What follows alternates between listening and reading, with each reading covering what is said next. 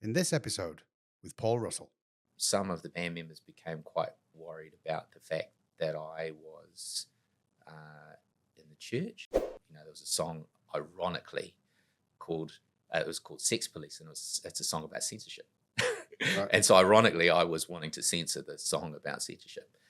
So the deal was, you need to make a choice whether you're in or out, because we need to get this artwork finished and we're making this video. And so I made the decision to leave. Ironically, I'm not particularly religious now. I'm not involved in the church.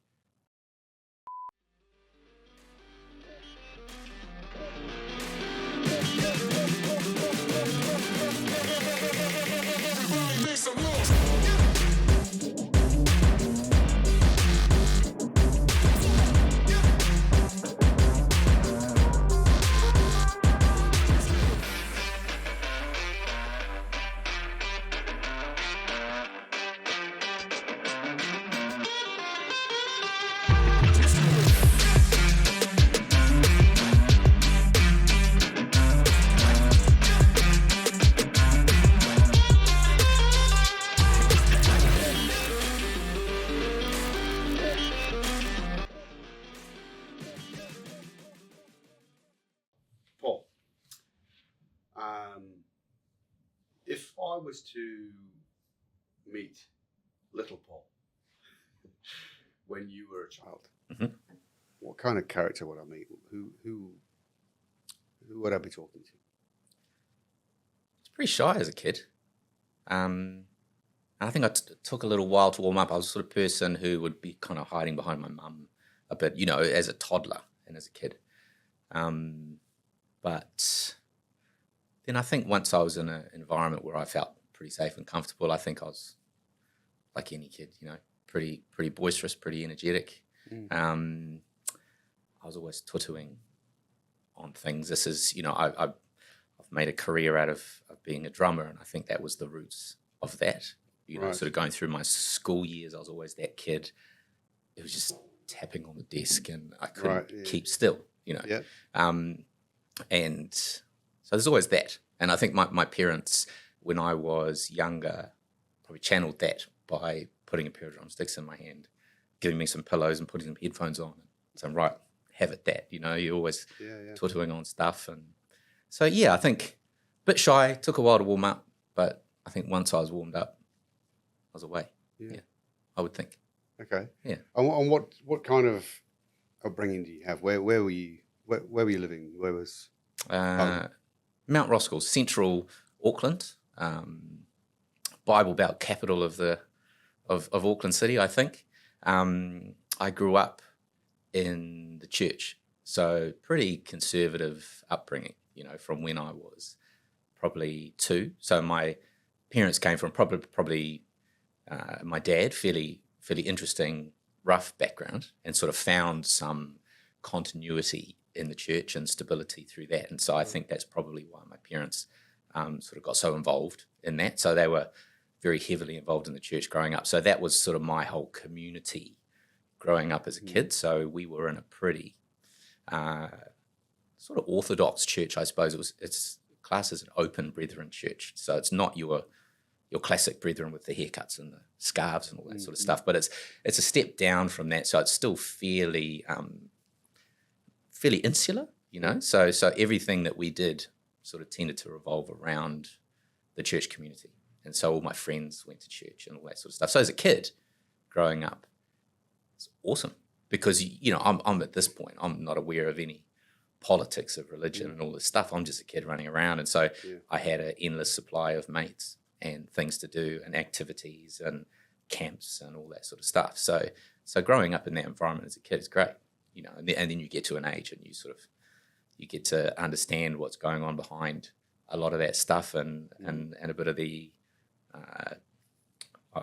sort of authoritarianism and the oppression and that side of things that comes into it. But so pretty cool. Yeah. And so did you have siblings or? Yeah, so I've got one sister. She's 2.5 years older than me, Angela.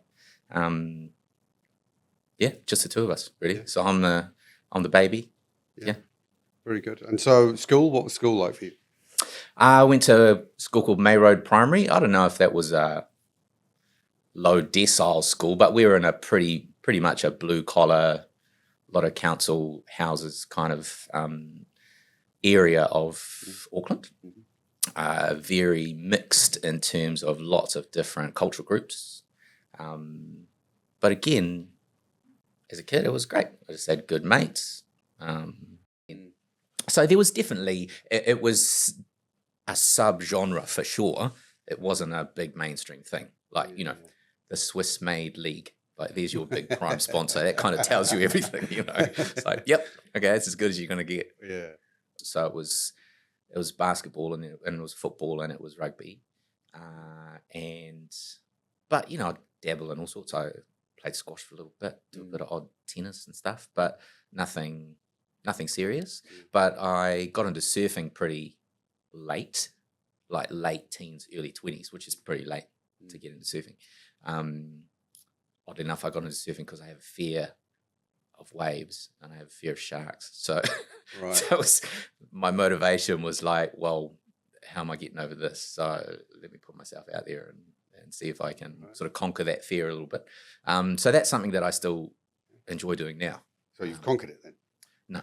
Oh, no. No, I still have a fear of waves and I still have a pretty healthy fear of sharks. That's probably a good, I was going to say it's probably healthy. Good It's thing. probably pretty good to have a healthy fear of sharks.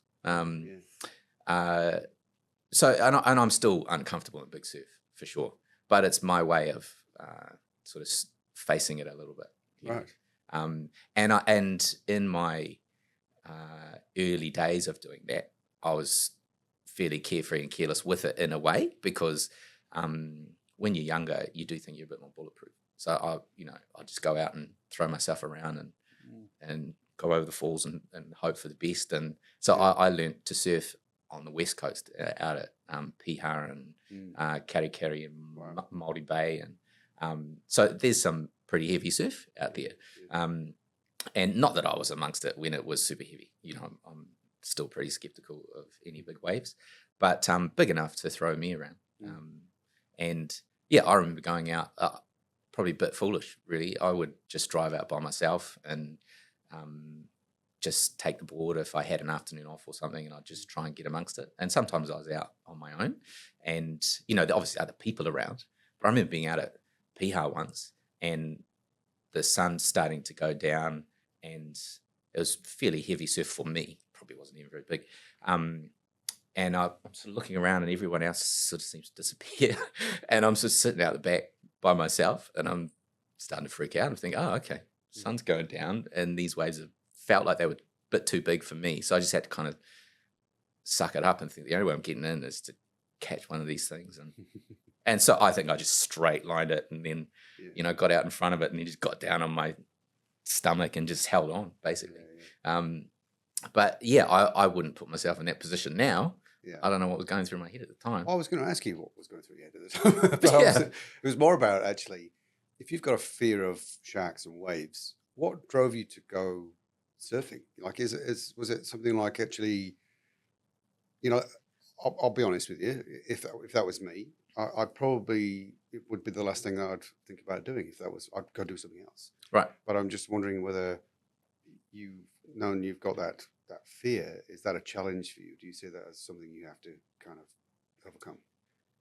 Yeah, so I did see it as a challenge for one, but also I could see the beauty on the other side of being in a position where I wasn't afraid of being in that situation and what that would feel like, you know, and I love, and I still do, I love watching surfing on TV. I love watching big wave surfers. I'd never do that, but I love the power of it. And I do love just being in the water. I think the thing about surfing, which is probably fairly unique, is that you're out of your element. You know, we're used to having our feet on the ground. We have some control as humans in that environment, and you're floating around in a place where you're not supposed to be, really. And you're kind of at the mercy of those elements, and you're trying to harness some of those elements to create a moment. And so that the appeal of that, looking at what that could feel like, was the thing that drove me to try and push through and overcome that fear of the water. So that's interesting. So that outweighed the fear factor, the potential of what it could feel like and what you could have, the gain of something. Yeah. In theory, yeah. In practice, it's still, you still shit yourself. That's the thing, and you think and you do catch yourself in those moments and think, what am I doing this for? Because I'm not comfortable here. This freaks me out, But then you do get those, and this is the thing with surfing. It's such a it takes ages to get to a point where you can be comfortable. So much of it, you spend the first year just floundering around trying to figure it. Well, I do. I'm sure there's probably a lot of people who do it much more naturally, but I spent the first year or so just paddling furiously and just taking waves on the head, and it just felt like a constant challenge. Yeah. But then you get that one moment where you're just sitting out there, and then you feel the power of the wave, and you get to your feet for a split second or whatever, and you get this glimpse of what it might be like to kind of actually have a ride on a wave. And you're like, wow, that's enough. Yeah. If I got one of those little moments in a session, then that's enough to get me back for another go. Yeah. So what you learned from surfing, Mm-hmm. have you applied to any other aspects of your life?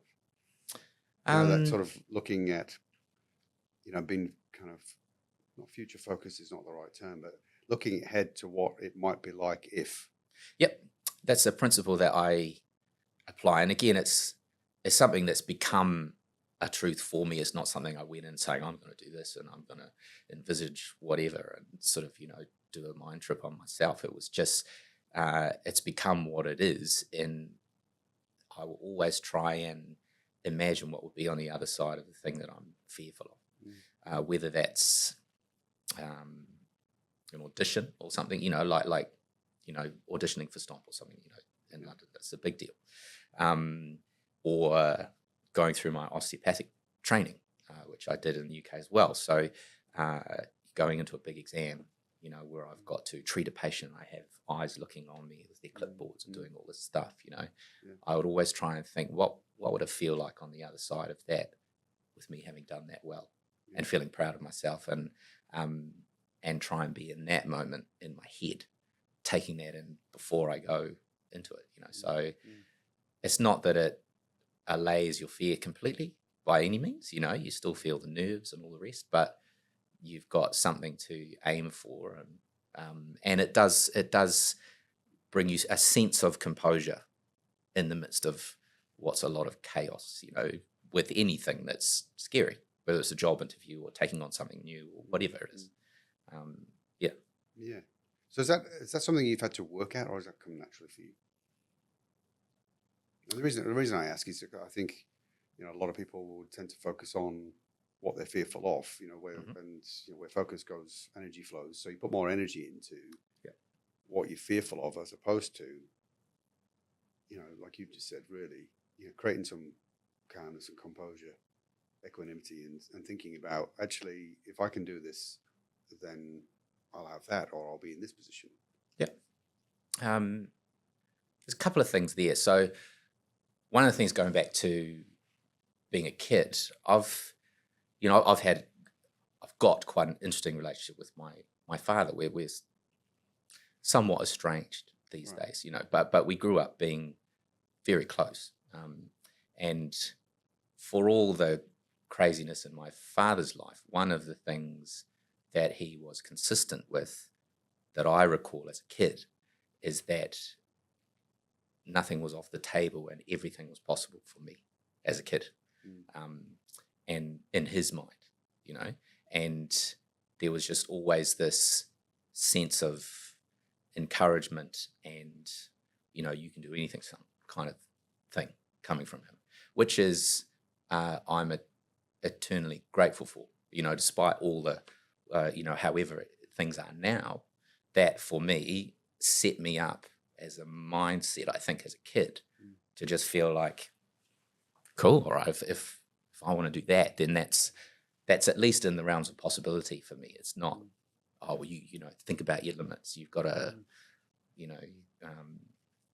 hedge your bets, and it's like, no, what do you want to do? Who do you want to be? Is the kind of thing that, whether that was his direct message, but that was the message I got, was that, and not in a egotistical way. Just that if there's something out there to be had, you could have that if you wanted to do that. And so, yeah, super grateful for that. And I think that's part of what puts you in that mindset that enables you to say, if that's in the realms of possibility, then that's something that I could achieve if I want to do that and if I set my mind to do it and try to do it, you know. And the other thing is growing up in the church where I was. So we came from, I think I mentioned, you know, this quite conservative, fairly closed-in church. But in my early teens, our family left that church and we went to a more, I guess you'd call it, fairly charismatic, sort of happy-clappy church, really, which is all about the bright lights and the bells and whistles and the music and all that stuff. So as a kid, that was quite exciting for me, and I got involved in music a lot in that environment. And there was a key guy there, a guy called Duncan Miller, who and his wife Debbie, who were really supportive of me as a young guy, and I looked up to him as a bit of a mentor character. And he was and is very successful in business and life, you could say. And so he made a point as, I guess, a leader of the sort of music department in that church to try and develop the sort of personal and interpersonal skills and awareness and leadership attributes of the people around him. And so he would spend a lot of time with us going through principles and of what it means to be a leader and to have self-belief and to motivate people and all that sort of stuff. So we would go through things like, you know, the Stephen Covey 7 Habits for Highly Effective People, the developing the leader within you, all this kind of, you know, this fairly American, I guess, a kind of self-help leadership stuff. You know, we would go through a bit of that, but in a pretty organic way. And so I think they were also really formative years for me, because that was when I was in my mid-teens to early 20s. So you're really taking on stuff, you know, there's a lot of grey area in your life and you're filling that with all these ideas at that stage. And so I think that really helped as well. Yeah, so those couple of things sort of gave me a bunch of tools and I guess a bit of a mindset of having a fairly positive approach to things and being able to look at something in front of you and think, how can I get through that? How can I make something of that? You know, I've always had a fairly glass half full kind of view about things. Yeah. It's good. I'm interested to hear you talk about that. You know, like that sort of positive influence at a young age. That's made you believe that you can achieve anything you put your mind to. Clearly, you have, right? You've had a fantastic career. And I in my mind, I'm sort of thinking about, you know, the generations of today and our kids. You know, you've got kids, and so have I. And you know, I read about how, you know, these sort of later generations are more entitled, and we've filled them with all these ideas that they can do anything, so therefore they're entitled, or they feel like they're entitled to anything. But again, I actually think there's got to be a balance, right? It's not a given. You've had to go and make it happen. All you were given was the belief that if you put effort in and you focus your mind on it, then you can achieve it. How's that translating in your family now? You know, like you mentioned your father and the relationship. You touched on the relationship you might have now or not have now, but that you did have when you were younger. And that positive influence on you. Is that the relationship you've got with your children? Are you kind of replicating that, or is it different in this generation? It's a tricky one to answer, because I guess you'd have to ask my kids as to how they feel about themselves, you know. But that's certainly something that my wife and I feel is really important, and certainly, like my oldest daughter's 18, so I almost say was important, because it's really pivotal at a younger age. I think that those sort of values are embedded, you know, and it's not about the heights to which people can achieve anything, or it's about feeling secure in yourself as a person, and then the other stuff is whatever it's going to be. You're going to do whatever comes, and you're going to make of life what you will. But if you see life from a point of view that you are comfortable in your own skin, I think that's the most important life lesson ever, particularly if you think of how much, and this is something that it does seem at least more prevalent now, is that there's so much, as you say, all this expectation that's out there because people see these, you've got this X Factor generation, where it's like everybody sees the bright lights and the snapshots of the best parts of everybody's existence, and so you see all the 9-year-old proteges, at their best, and and your 9-year-old sitting there thinking, well, why aren't I like this person? And suddenly you're in a position where they're comparing themselves to some form of outlying greatness at an age where they should have no expectations of that. And that's something that's it's not taking us by surprise, but it just is what it is, and it's unfortunate.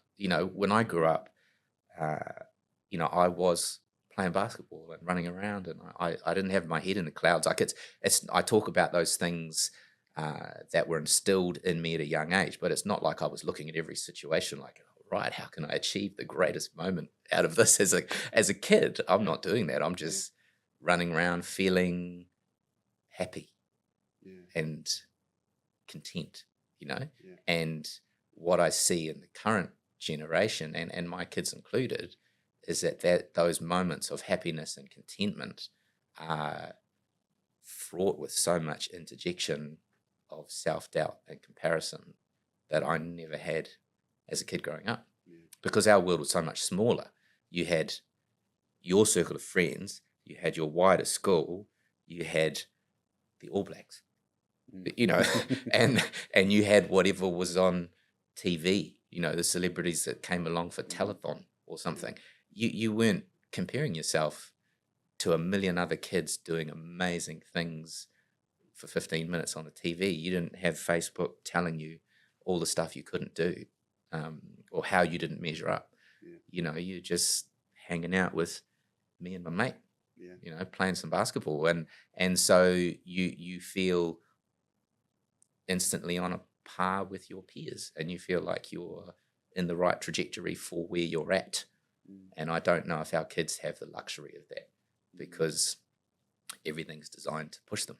Everything's designed to tell them what they should be and what they're not at the moment, but what they could be, and I see that in my kids, and I think it's a shame that they're not allowed to. Well, I mean, they can be kids, and they are kids, but that life interrupts them so much with other bullshit. Yeah. They've got the added pressure, I suppose, as well of Dad being quite successful in his career, and doing well in bands and like you say, in West End shows like Stomp, which we'll talk about. Is that a factor for them? I mean, obviously they've got this whole world of social media where they can compare and contrast their lives to others. But actually, at home, is that a not so much for my youngest, because she's not. I don't think that's a factor for her. My youngest is just turned 12. My oldest is 18, and she's now a musician in her own right. Has been for the last few years. She plays bass and she sings in a band, and so I think the music side of things and my background has become more of something that she recognizes and I guess has an influence to some degree, on her thinking. It's hard to know exactly what that is. Again, that's probably a question for her, but she I think the penny has dropped a few times for her. And with them growing up, of course, they I'm just me, I'm just dad, and I'm doing my thing, and so I think it's in she's looked back on some of those experiences that she's had as a kid, because she, we're quite lucky that, she's been exposed to a lot of things growing up that other kids weren't necessarily able to do as well. We've done a fair bit of traveling, and she's, been backstage at events and different things and stuff that other kids probably didn't experience, but to her that was normal too. So, and now she's kind of looks back on some of those experiences like, wow, that's okay. That's a different level of things. Yeah. I'd like to take a moment to talk about one of our sponsors. I'm really pleased to announce that we have Sharp New Zealand as a sponsor. And it's great to have Sharp on board because as a customer, I can speak about their products and services from personal experience. And it feels good to be able to endorse and recommend a company because of the level of satisfaction we have regarding the services they provide. And across my businesses, we've certainly been impressed with the care and collaboration we've experienced in our dealings with Sharp. It's certainly a brand that we trust. Sharp has a long history of creating breakthrough products designed to meet the needs of people living in New Zealand.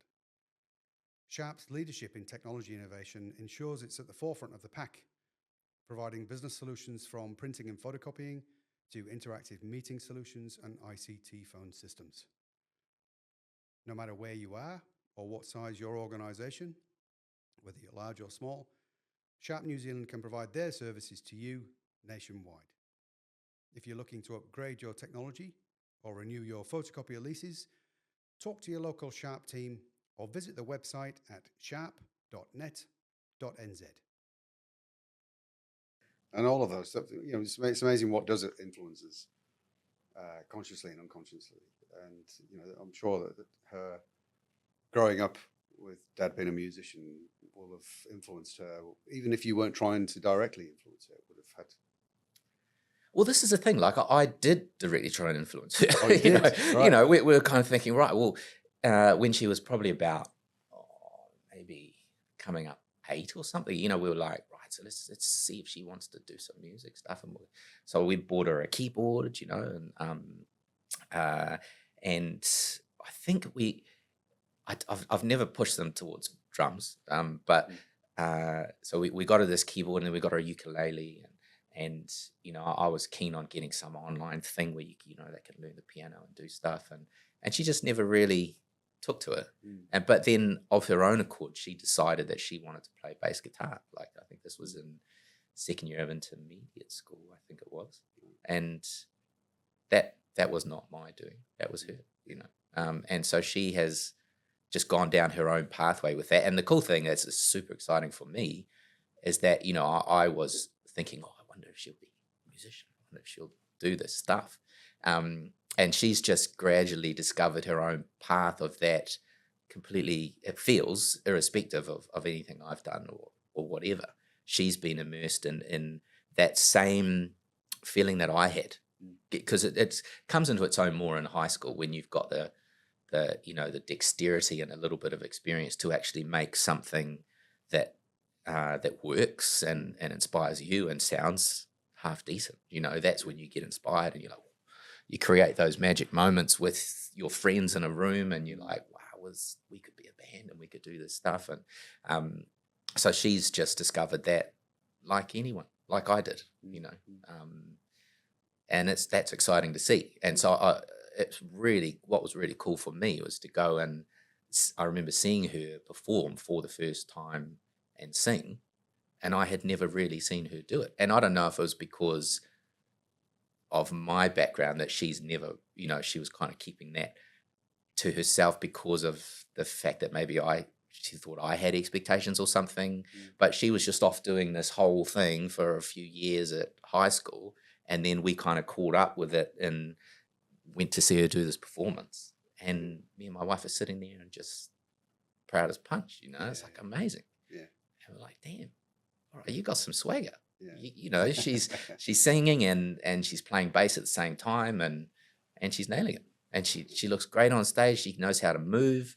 It's like, all right, you got that whole picture going on, and I was not a part of that at all. Yeah. You know what I mean? Yeah. Like I wasn't trying to shape that and do stuff. She was just off.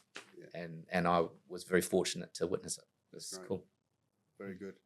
So if we can then, let's turn back the clocks a little bit and talk about how you started in music. That's turning the clock back quite a way. But you've alluded to one or two things, and you mentioned earlier about always tapping on things, and your parents noticing that and giving you something to basically play the drums on. Channel that. Yeah.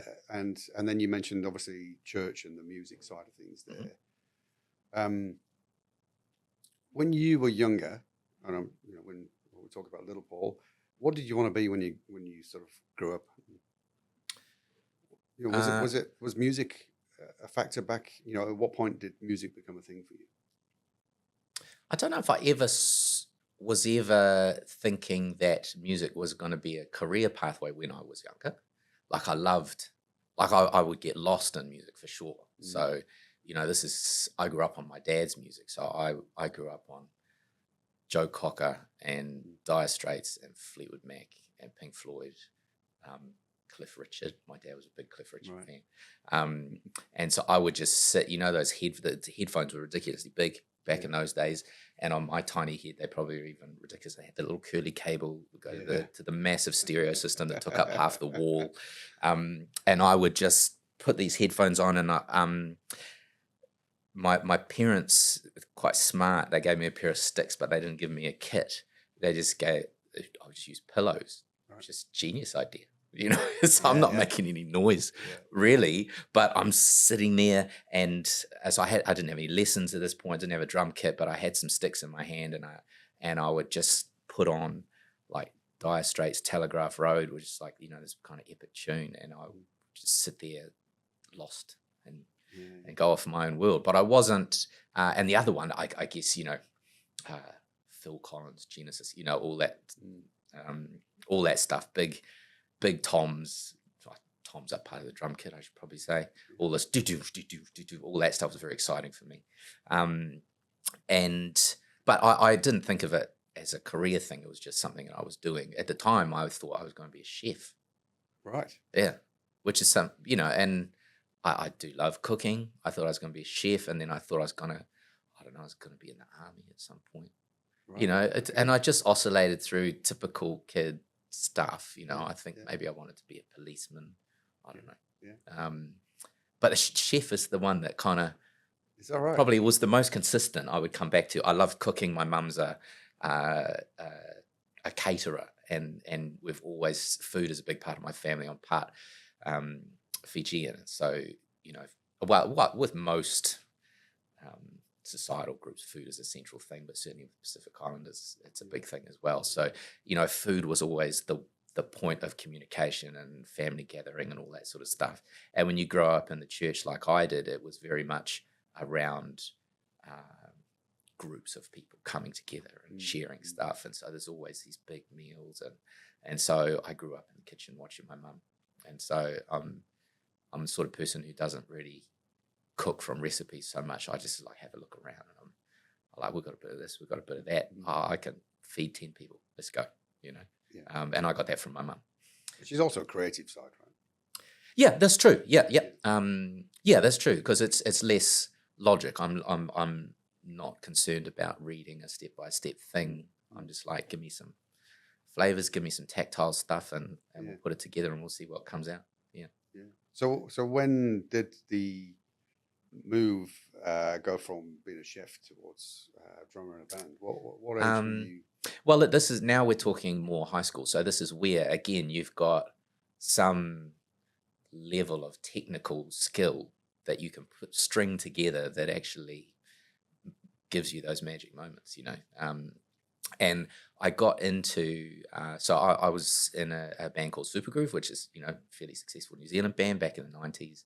And I joined that band when I was 14 from high school. And we were all very young. And I was the youngest of the group. And we were called the Low Down Dirty Blues Band at that point. So a 7-piece blues band.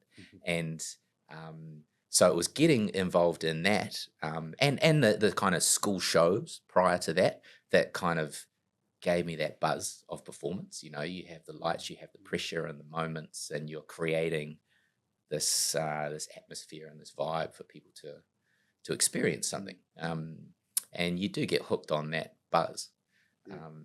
And so I guess that was when I got involved in what became Supergroove.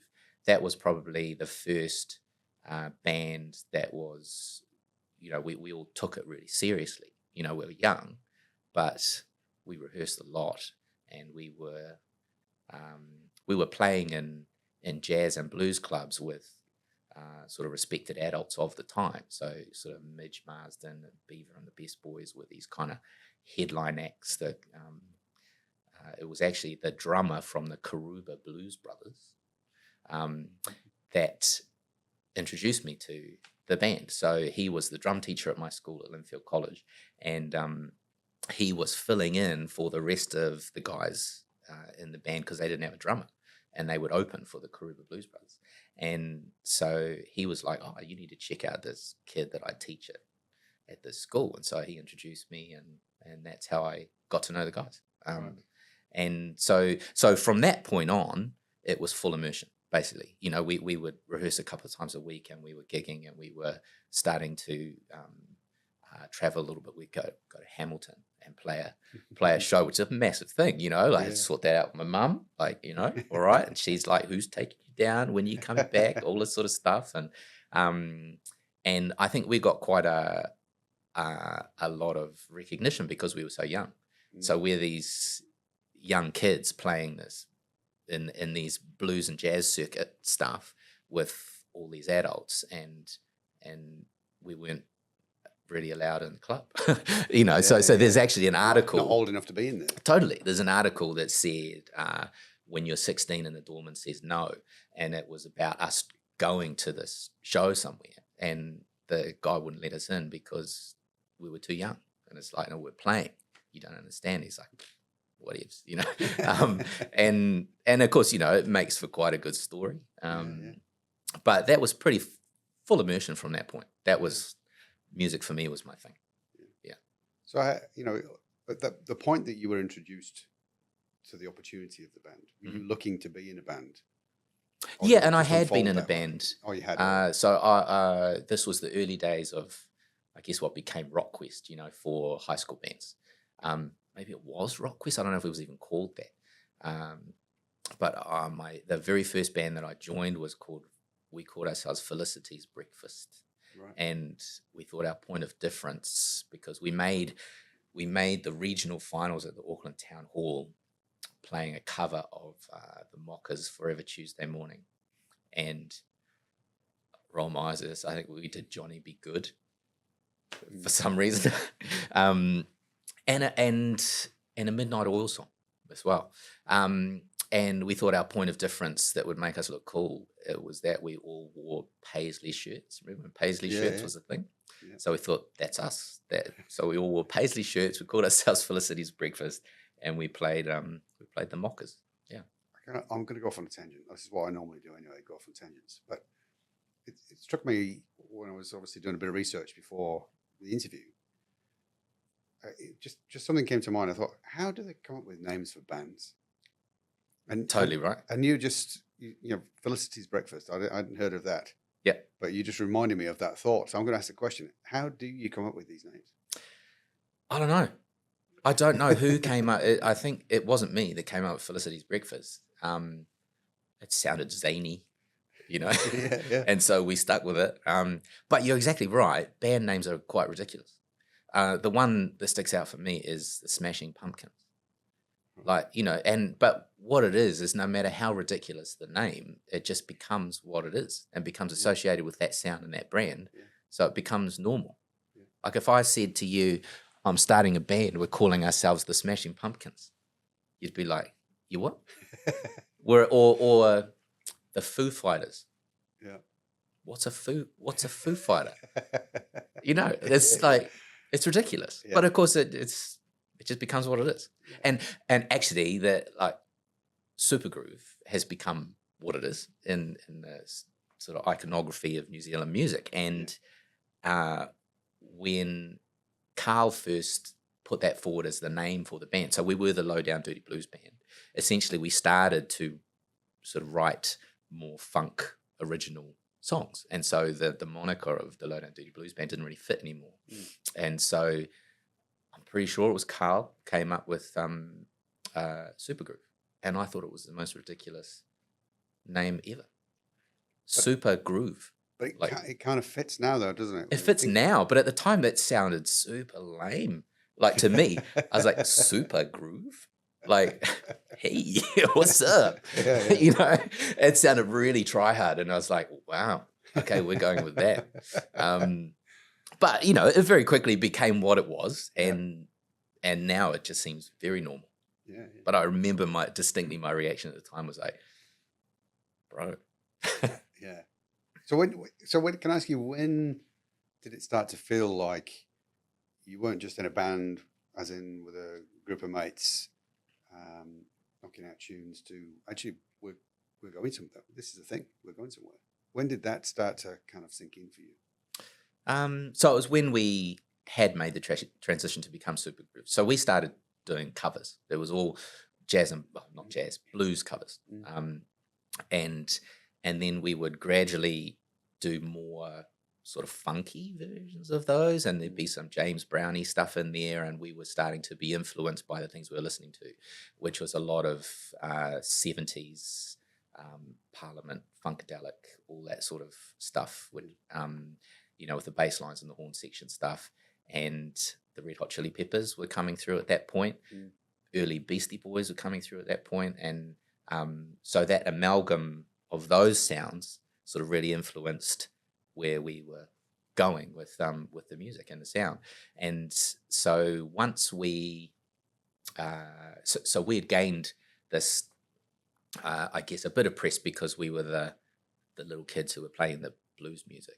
But when we started doing our own stuff, then we started to appeal to, and we were starting to become of an age that we could play to people that were either our own age or still tended to be slightly older, because we were still young enough that we weren't 18 at that point. But so we would start to play in high schools, and we would do underage shows, and we'd appeal to a younger audience, people who were growing up listening to the same sort of music that we were into.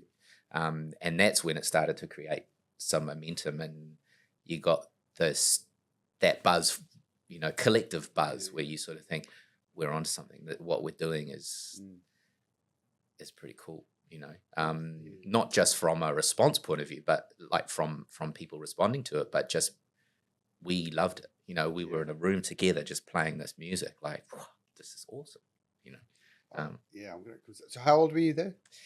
So I was 14 when I joined Supergroove. I was 18, 19 when I left Supergroove. So it's like a pretty intense 4.5, 5 years. So you think of that, you know, being 14 to 18 and a half, 19 is pretty formative years for a teenager. So and it got, you know, once it started to gain traction, it was pretty thick and fast, you know. It was pretty intense. And what was the impacts of that on the rest of your life? If you like, you're obviously doing something you loved and really enjoyed, which is great. But what about school and family life and everything else? So they were just happening around it, you know. So it's like anybody who has a pursuit, you know. If you're good at badminton or you're good at something else, you know, your extracurricular activity, if it's something that is you're doing well in, you're going to put more time into it. And that's what it was for me. And so I was still going to school and still doing all that stuff. I guess it did get to a point where, so I didn't do 7th form, which I guess is year 13 now. I finished at the end of what for me was 6th form. So I didn't get university entrance, they called it. And I left and took a job working in a confectionery warehouse as a storeman, driving a forklift and packing lollies, because it gave me the freedom to go in and out of the music stuff. So we were, you know, we might be on tour for like 2 or 3 weeks, and my boss at the time was open to that. So it was cool. Like I could go to my rehearsals, I could take on a show, and we could do this stuff. And if I was away for a few weeks, it was fine. And then I'd come back, jump on forklift, you know. We were kind of, you know, you look at where things are at now with, so this is all pre-YouTube, Facebook, Instagram stuff. So for you to have a presence and build some momentum, it was organic, on the ground stuff. So Doing it the hard way. yeah, I mean, it's easy to say that, I did all the hard yards, Well, but it is. yeah, It's yeah, you're in the white van and you're traveling around the petrol station pies yeah. and you're sleeping on the floor with your sleeping bag. And, sometimes we were sleeping in the mezzanine above the venue somewhere. Mm, But we were young and it didn't matter. We were just full of enthusiasm and, yeah. we were not making any money. We were just out there busy as anything and slowly building an audience. So we toured quite relentlessly. Our manager at the time, Stuart Broughton, was a genius. He really took us as this group of young guys and really gave us the idea of actually what it meant to put yourself out there as a brand. Supergroove. What did that mean? What does that look like? Who are you in this group of people? What's your look? What's your feel? How, all that sort of stuff that for us we hadn't really thought through. And he was a bit older than us and was able to think that stuff through. And he was very, very much a pioneer. He was booking all these shows for us. We would play, like, we were busy. We would do sort of 3, sometimes 4 performances a day if we were on tour, because we would do this thing where we would go into the high school of the town and we would play a lunchtime concert, and then we would do an in-store performance on the street at the record store, because obviously record stores were still a thing, right? Yeah. And so you'd put it out there where we're going to be at 4 o'clock, we're going to be playing outside this record store, and we'd just try and make a ruckus. You try and disturb the traffic, and you're trying to get attention from from people playing outside the store and make a bit of noise. And then we would do an evening show, but sometimes there'd be 2 evening shows, because you might do an all ages show early and then you would do an R18 show later. So, and then you pack up and you do it all again. Wow. And we just did this back to back and just built it up over a series of tours to the point where there was this critical mass building, but it took time. Because you just had to be there. You just had to show up and open the doors and see who turned up. Whereas nowadays, you hedge your bets. You've got all your social media. You can create your event. You can see how many people are coming beforehand. You can see all your pre-sales. You can do all that sort of stuff. It was very different back in those days. And the first few times that we toured, it was ridiculous. Like, we had, I remember distinctly, a gig at a place called Level 42, which is upstairs in Timaru, up multiple flights of stairs. So we were our own roadies. And so we had a truck, we had a lighting guy and a sound guy and a truck, but we did everything. So we'd carry everything in, we'd set it all up, we'd get it all going, then we'd pack it all down. Either night we'd load the truck and we'd move on to the next town. And we did our first show in Timaru, and there were more of us on stage than there were in the audience. Wow. So, and that's the reality of what it is. You think of Supergroove in terms of where they are in people's memories today, but the first time we played there, I remember us all looking out, going, "This is," but we didn't care at that point. We're still, it's just young and we're enthusiastic, and it's like, it's cool, let's go, and we were, and this is another thing that probably we talked about, putting yourself on the other side. What would it feel like if you get over those obstacles? And, so rather than looking out and seeing an empty room, we just looked internally to ourselves and saw 7 people on stage that loved being together and creating this music. And so we just put on the show like there was 6,000 people there every night, and that's something that I still do as a musician now. I very much give 110% with anything that I do, regardless of who's there or not. And I learned that from playing in places where there was nobody there. Yeah. There's so much in that. Not everything you just said, Paul. I'm just going to try and go through some. Oh, unpack, do. Yeah. Because I've read that Supergroove were one of the hardest working bands in New Zealand music industry, and you've just described that.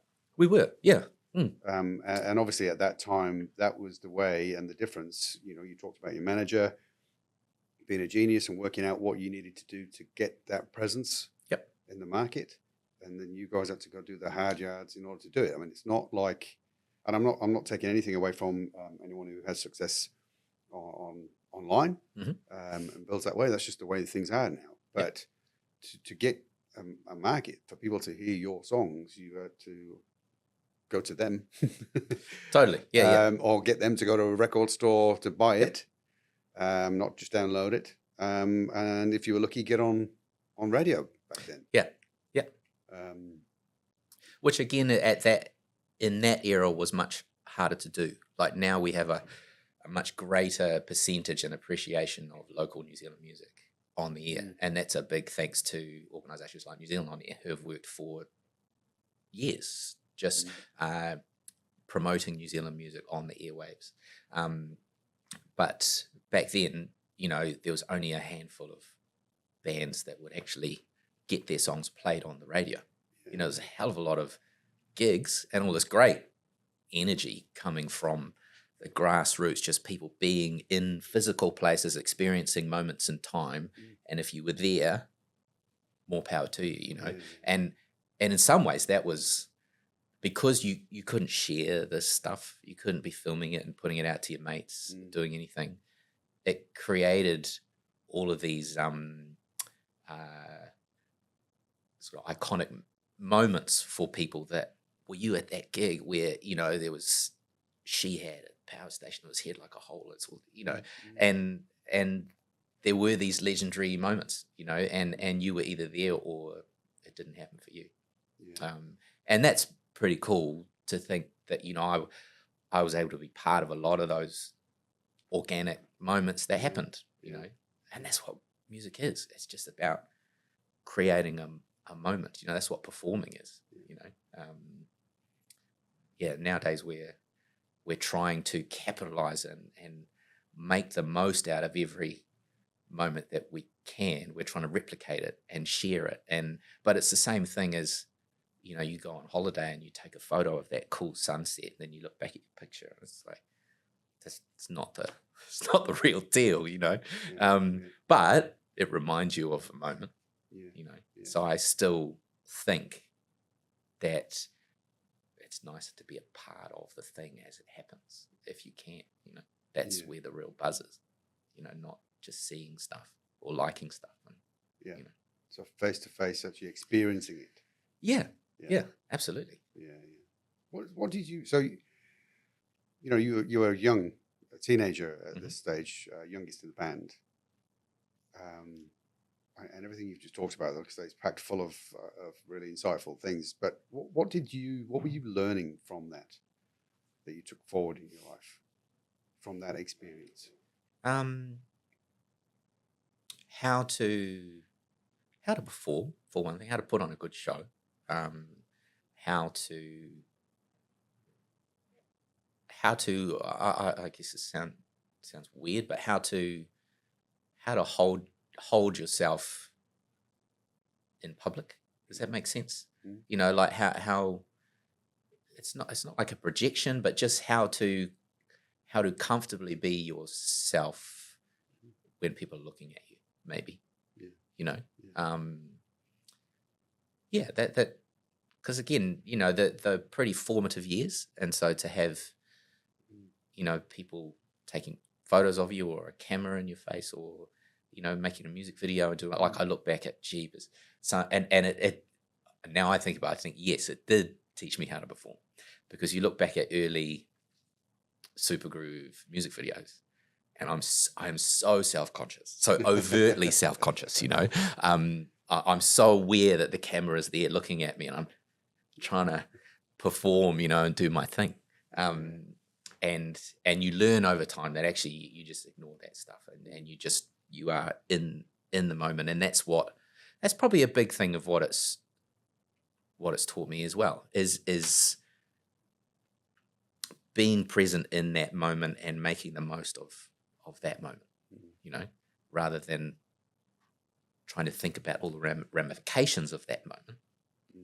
Just being my best self in that space, in the now, and then and then everything else Mm. fits around that, because if you're trying to anticipate, what do I look like? How does this sound? How am I gonna, what are people gonna think? All that sort of stuff. You'll second guess. There's a lot of things in your thought process that are coming in that are muddying the waters in terms of you just capitalizing on that space where you are in that moment, making the most of it. So Supergroove, like you said, really successful band. Yeah. I read that you were one of New Zealand's best drummers. Oh, it's a pretty subjective opinion, Well, I think it's someone else's opinion, right? And so I picked up on that, and I thought, well, you were in that band at a fairly young age, and you've told us today that it was your drum teacher that put you in touch with it. What was the learning journey like? How did you grow from that? Rather than sort of just keep doing what you've always done. Mm-hmm. Was that during that time you were obviously growing as a person, growing with age, as a drummer? Yeah. How were you kind of perfecting your craft? So I was lucky. So from a music point of view, I was lucky that I got involved in a band really young. So what typically tends to happen, and I think nowadays people probably are getting involved in music a lot younger because the technology is there and the inspiration is there, and so that's probably happening now. But when I was growing up, as I say, we were quite young doing what we were doing, and most people who were drummers who were studying their craft were playing along to other people's styles. Like you're putting your headphones on, you're playing along to the music because you don't have an outlet, yet. And so by the time a lot of people get to that point where they have the outlet with the band, they've spent a lot of time modeling themselves off a lot of different players and taking on all those influences. Whereas I didn't have the time to do that. I was in a band and was so in that sense I got to develop myself without too much of the technical comparison with everyone else. So and I think about my journey and some other players coming along at the same time. A lot of their time was spent going through modern drummer magazines and trying to learn that lick or trying to learn this phrase. And can you play Rosanna by Jeff Porcaro from Toto or something? Or could you play Message in the Bottle like Stuart Copeland plays Message in the Bottle? All these things. Whereas I was just out doing my band thing. And so in that sense, I think I did get to potentially develop a sound which was more my own because I was less influenced by what was happening in the big wide world. Does that make sense? Yeah. I've often thought, because I like the beat of the drums, and I'm a tapper myself. Right? I've never played drums, but I've always been a tapper. Never too late. Always been a tapper. And but do you think do drummers get a bad rap? As in, like they're at the back of the band, right? But I can't help feeling, I don't know whether it's just I pay more attention to it or not, but when people are sitting and they're moving to the beat of the drum, right? Mm-hmm. It's such an important part. But then you're not up front, you're not the the lead vocalist or whatever, or lead guitarist that gets the exposure at the back of the band. What's that like? Does that bother drummers or? No, it's awesome. Because, well, I mean, for some people, if they have a particular ego that wants to be a star in that sense and be recognized in that way, then it might be a problem for them. But it was really positive for me, being, and I would say this for most bands. Like if you think of, so Foo Fighters is a bad example because Taylor Hawkins, and everyone knows who Taylor Hawkins is. But you think of a lot of bands, can you name their drummer? No. Or if they were walking down the street, would you recognize and think, oh my gosh, that's the drummer from Radiohead? Probably not. No. But you absolutely know who the lead singer is, Yeah.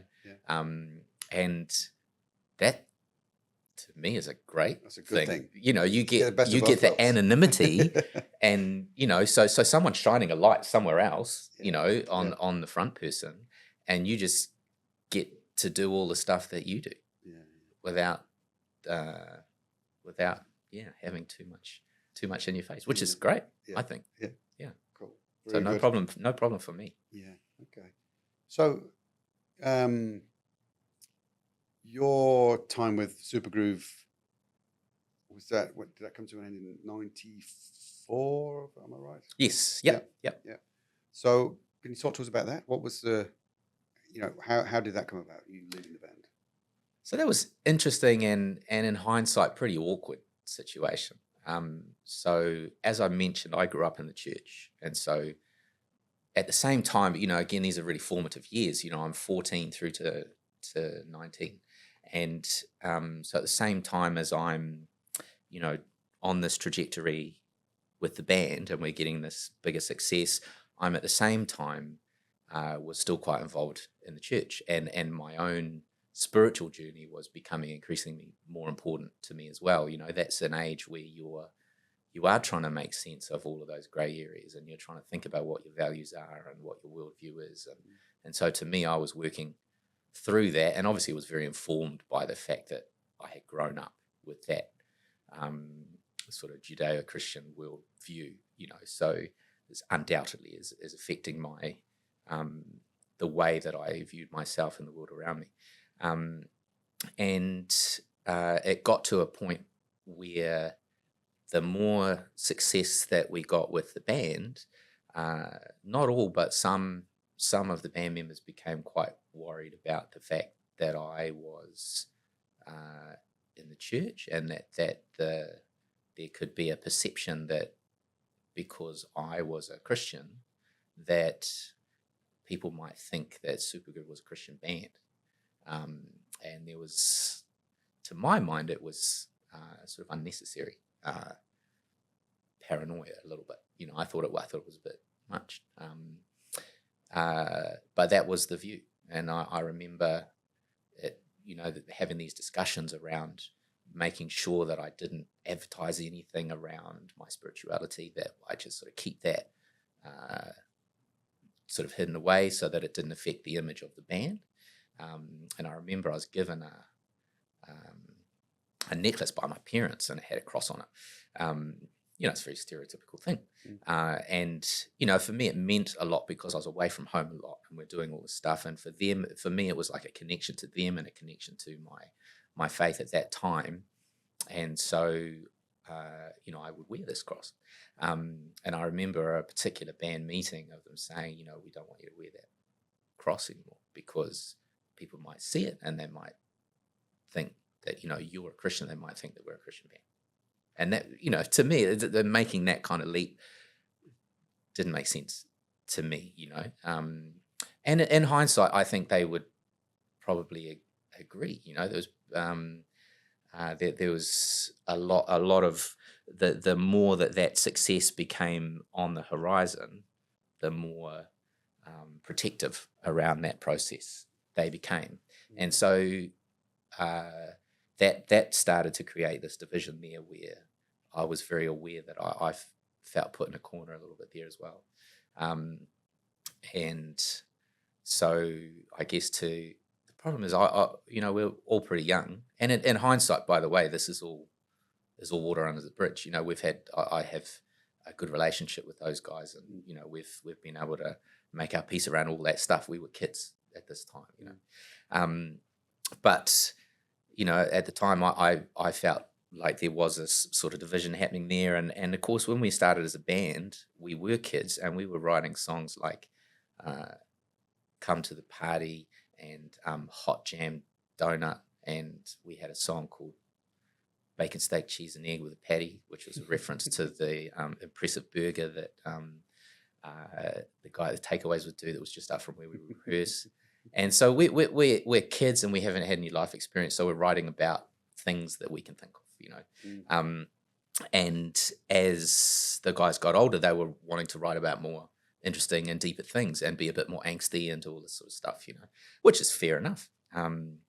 But I guess because there was that division that was created, I wanted to push back and say, well, actually, I'm not comfortable about playing this particular song, for example, because it's got this lyric in it that I'm not happy with.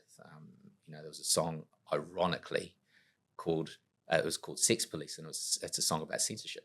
Right. And so, ironically, I was wanting to censor the song about censorship because the chorus says, "Sex police, stick 'em up, motherfucker." Right. And I was, we're doing it at these shows, and of course, it's just a rallying cry for the audience. It's like, "Stick 'em up, motherfucker," Yeah. And hindsight's brilliant. But me as this kind of, I guess we talk about this idea of this inner confidence and this stuff that I was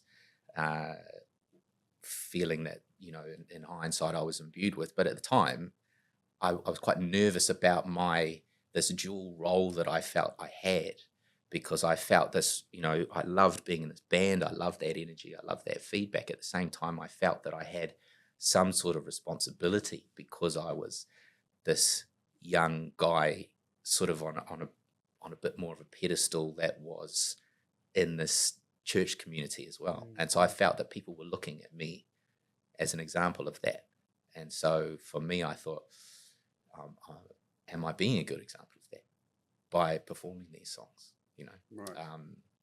And so, I said I wasn't comfortable about doing that. And ultimately, it came to a standoff because we're getting closer to releasing the debut album, and it was basically like, reality is, we're going to write a bunch more of these kind of songs, and you're either in or you're out. And at the time, it was a big thing because we had done all that groundwork that we talked about, and that critical mass was there, but it had not eventuated yet. We didn't see we weren't number one yet at this point. But everything was working towards that point where, by the time the album came out, we knew that it was going to be a smash, and we knew that this was going to be the biggest band in the country. And so, and not only that, because we were with the record company at the time, there's all that talk around that stuff as well. There's like, oh, this is great, and if you guys do this, then we're going to take you to Australia, and then the American guys are watching, because if you make it in Australia, then they're going to take you to the States, and they're going to do all this stuff. And so, in hindsight, this is all chatter, but as a teenage kid, you're like, oh, this is stars in your eyes kind of stuff, and I'm looking at all this potential here and seeing this pathway there, but at the same time feeling like some of the values that were very important to me at the time were being compromised to achieve that goal. And the decision to leave the band came down to essentially a 24-hour ultimatum, because we had artwork due on the album, and we were shooting a music video for a song called Sitting Inside My Head. And so the deal was, you need to make a choice whether you're in or out, because we need to get this artwork finished and we're making this video. So basically, if you're not in, we need to make this, we'll change the artwork to suit, and we're shooting this video, so we need to know how many shots you're going to be in or not. And basically was the feeling I got.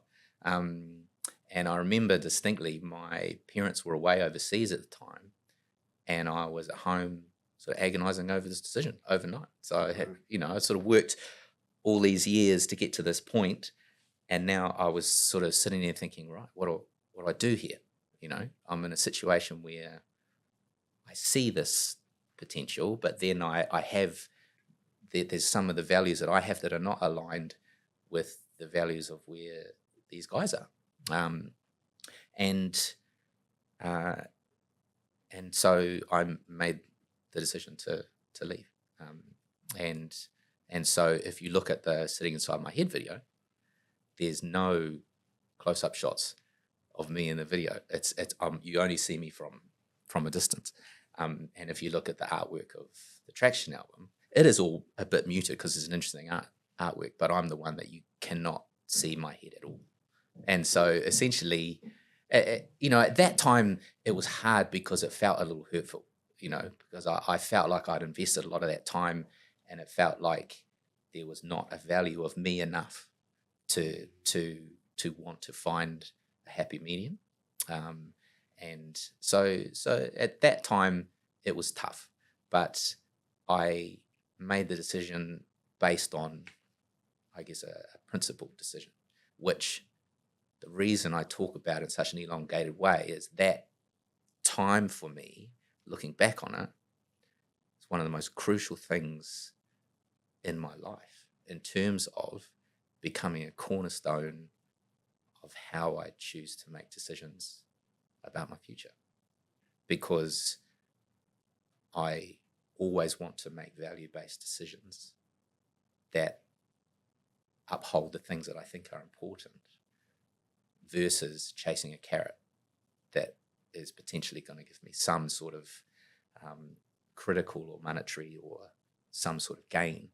And I learnt a really valuable lesson, which I have to thank those guys for, because I wouldn't have been in that position to make that choice. And I struggled to make it at the time. But having made it, I think that has set me up to make much better choices for my own future. Ironically, I'm not particularly religious now. I'm not involved in the church.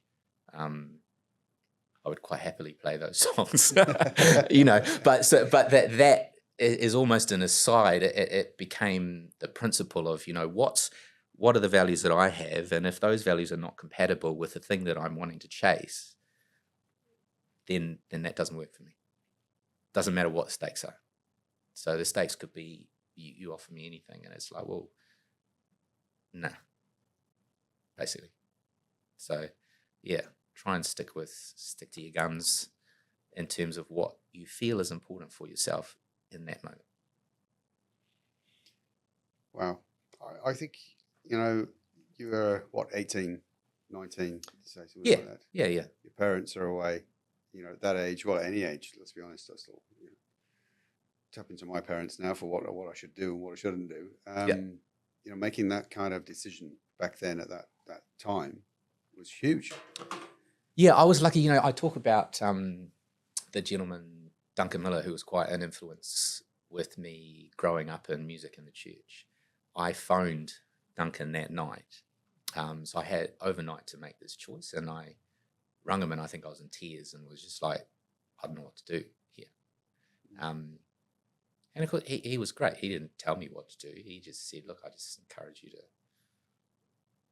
be yourself, stand, do what you feel is right. It's all good. I'm there for you, and whatever happens. But, that was like a father figure role to me at that time, and was really important. That gave me, again, it wasn't directive, but I just felt like I had somebody in my corner that believed in me, regardless of what was going to happen. And that was his message, was it doesn't matter what you choose, I'm here for you anyway. And that gave me the confidence to say, yeah, all right, no, this is good, But it was interesting. So practically, I made that choice, but because we were on the threshold of releasing the record, nobody else was able to know that choice, because we had an album to put out and an album tour to come. And so I had made the decision to leave the band, but then for all intents and purposes, I was still the drummer in that band. Yeah.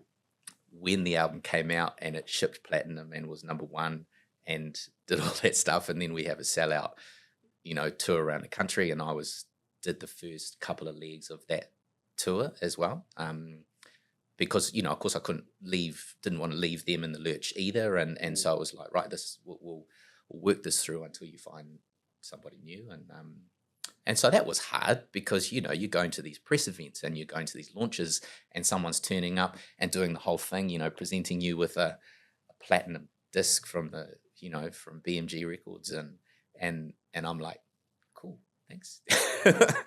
And they don't know. Well, most of them didn't know that I was leaving, and for all intents and purposes had left. So that was hard. And I was also sitting on the edge of an endorsement from a drum manufacturer as well. So there's a company called Pearl Drums, and word had got back that we had enough leverage, enough stuff, that they were like, cool, we'll give you an endorsement with Pearl.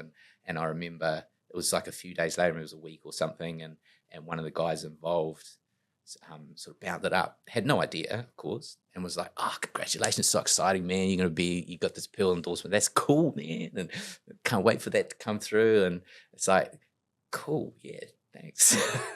That's you don't know, but that's not happening. Yeah. So I don't know if I detected, this is obviously going back a little while now, not too long, but detected maybe a little bit of emotion when you were talking about that.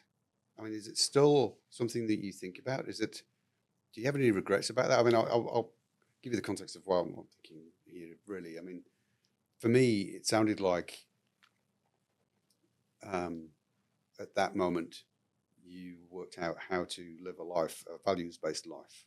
Yeah. That was a lesson from that. Yeah. But as you said, your opinion on those songs and religion and things like that change as as things do for all of us. But so do you look back on that time and think, I made the wrong decision or the right decision? No, I think it played out the way that it should have played out, and it's hard to say that, I don't know if I subscribe to the fact that everything happens for a reason sort of stuff, but I'm glad looking back on it that it happened, because it certainly, it really makes you question inner reasons for why you're doing what you're doing and what's important to you. What's the thing? What are you going to say is most important? What are you in the scale of things? And so I really, and the reason I guess it is an emotional thing for me is that it was such a pivotal thing at that age for me to learn that lesson. And although it was difficult at the time, I'm super glad that I did learn that lesson, because that principle has been applied in a number of situations since, where I tried to make decisions about whatever based on what's important to me, not overvaluing what the potential gain is, if the material gain, yeah. I also pick up on the fact that you expressed gratitude to the rest of the band for that opportunity to make that decision. That's what you said earlier. Yeah. At the time, I wouldn't have, this is in hindsight thinking about that, and as I say, we were all young at that point. And as much as I would say that most of the band at that time were probably overprotective around something that they were valuing and seeing as something going forward, I was also fairly naive and not able to articulate my own position in a very strong way, and as an adult now, I can look back on it and probably articulate it in a way that frames it better for me. But at the time, it was still, it wasn't, it is always the thing of looking back, isn't it? You're able to make it seem like it was always meant to be that way. But at the time, it was confusing and a bit difficult and awkward, and there were awkward conversations and all that stuff happened. But in looking back on it, I am really grateful for what it was and what it's meant for me going forward. Yeah. And they're great guys. They are. That's the thing. And I've had the opportunity to work with them with some of them in different contexts since. As a musician, and Joe, the bass player, for example, did a couple of our music videos when I was in a band called Eight. And so we've had our opportunities to sort of reconnect and put all that water under the bridge, and it's a good thing. Yeah, I was going to say, it's not like that was the end of a music career. It's the start of one, really. It was a start of one. You went on to other things and do other things in your own right with other people. You mentioned Eight. So that comes straight after Supergroove, or? No, there's a period of time after that. So the beauty of New Zealand is, at that time in particular, there was only a few degrees of separation, so having that platform that Supergroove gave me got me introduced to that inner circle of other people. I was very tight with Shay Fu through the Supergroove years. He and I were sort of band of brothers through those years, and so he gave me a call a few years later to sort of come and work with him on his stuff, and so I did a couple of albums with him and was touring with his band The Crates for a number of years. And this, he went on to be a number one artist in his own right after he had left the band, and so I was able to kind of ride his coattails in a way. His that band was very successful.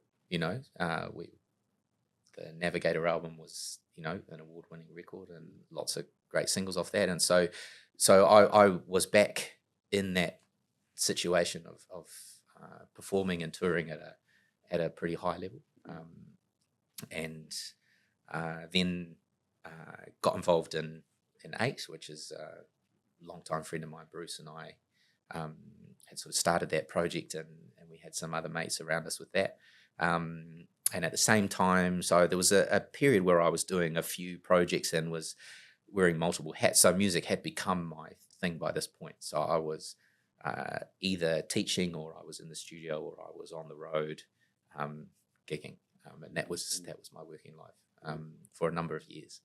And so I worked with Shay. We had 8 going on. I did a bunch of stuff with Anika Moore in her early days, developing as an artist and touring her first record, and did a similar thing with Brooke Fraser when she was first coming out as well. So, and did a few performances with her too, and recording.